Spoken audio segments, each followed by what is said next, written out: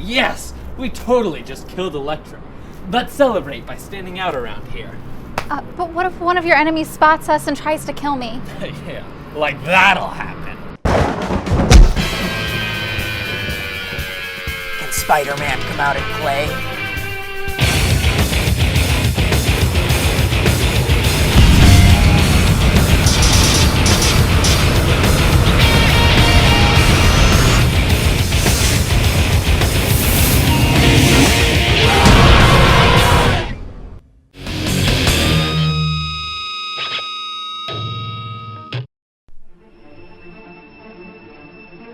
What's wrong, Spider-Man? Thought you could do everything a spider can.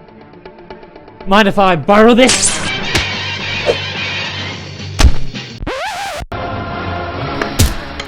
What are you, Thor? Yeah, about that. What are you looking at me for? Go get him an ice pack.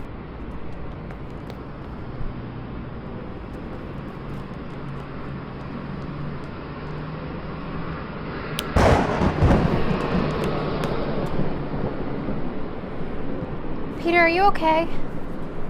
To the spider buggy.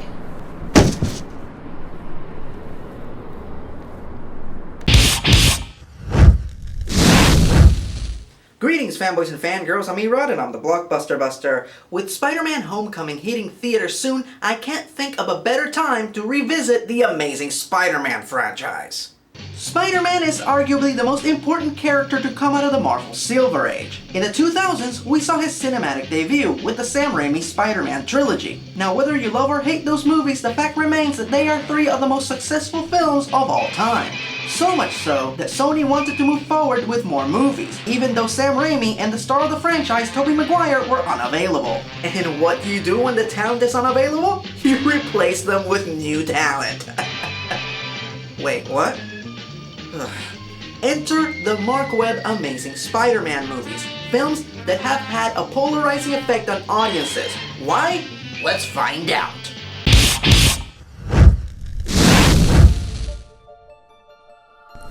Hey, what you doing there, PDP?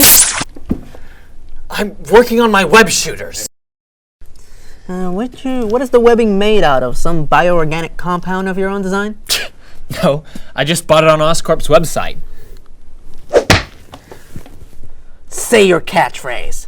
Say your catchphrase. With great power comes... Great responsibility, you irresponsible dillweed. And you're buying your webbing in bulk from the company that's owned by your arch nemesis? Arch nemesis?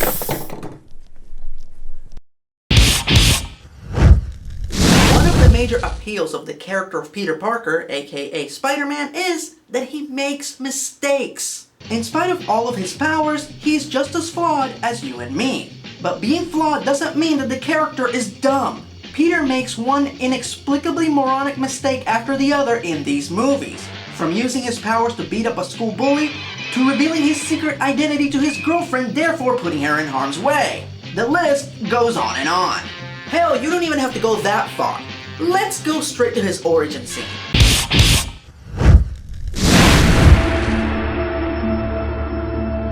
Why would you go in there? Ah! I'm not afraid of spiders or anything, but that's still a room full of freaking spiders. Why would anybody in their right mind go in there? I'm trying to hide from some scientists. Then dive into a broom closet like any sane person would. You don't know if those spiders are poisonous. Actually, I can tell by their... What are you, an entomologist all of a sudden? Being a science nerd doesn't magically make you an expert in every field. You know what? Screw it! Ah! Every version of Spider-Man sees Peter Parker being bitten by a radioactive spider that obviously caught him by surprise, making his transformation into Spider-Man a complete random occurrence that couldn't just happen to anyone. By this movie's rules, anybody that enters that room could potentially get Spider-Man's powers. So how come the scientists that are running the experiment or the janitors that are assigned to clean the room haven't gotten spider powers? Actually, my dad genetically modified me, so I... Ah!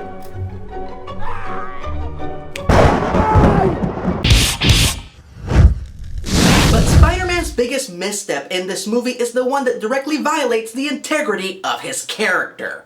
And that, my friends, is when he refuses to help Harry Osborn cure himself of a terminal illness. Now, the movie claims that Spidey refuses because he's afraid that his mutated spider blood will actually hurt Harry. Okay, here's the problem with that logic. He's dying, you moron! So what if your mutated spider blood kills the guy? He was dying already! Peter Parker has many defining characteristics, but the one that sets him apart and has helped the character endure for over 40 years of continuity is his innate desire to help others, no matter the odds or consequences to his personal life. Spider-Man always tries. Here, his best friend begs him for help, and without even thinking about it, or, I don't know, maybe using his vast scientific intellect to find another solution, Peter just abandons the guy.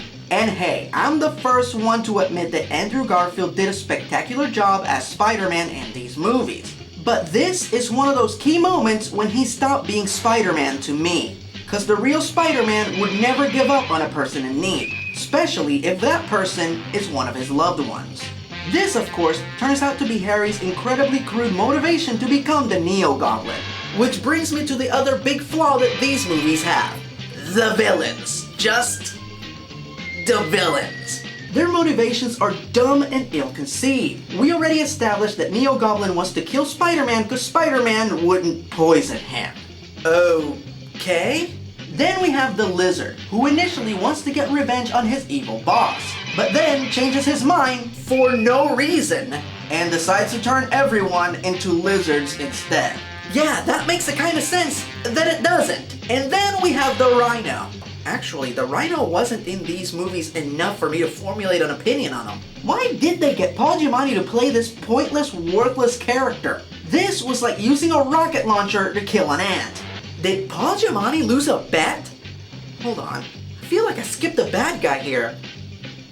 Oh yeah, almost forgot. While the villains in the Sam Raimi movies might have been over the top, at least they were memorable and fun. Now, all of the Amazing Spider-Man villains have their issues, but let's focus on the latest and lamest, Sparkplug Goober Pants. Hey, don't make fun of me. Hey man, can I ask you a question right quick? Why do you want to kill him? Because Spider-Man's a jerk. Okay, so you made a bad choice for a hero and role model. That's no reason to go around killing people. It isn't? No, just choose another hero, like, I don't know, Denzel Washington. He's always great, even when he's in a bad movie. Oh, okay. I think I'll meet him right now. Yeah, you do that. And when you meet him, just say hello and get his autograph and don't kill him!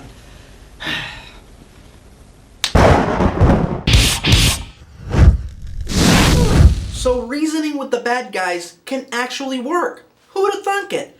Unfortunately, that's not what happens in the film, where we see Spider-Man and Gwen Stacy callously kill Electro. Now, I've ranted a lot about this in the past, so I'll keep this brief. Spider-Man doesn't kill. Even when he wanted to get revenge on the Green Goblin for causing the death of Gwen Stacy, he still couldn't bring himself to do it. And, hold on, the death of Gwen Stacy. That reminds me, I have an appointment with the climax of this terrible franchise.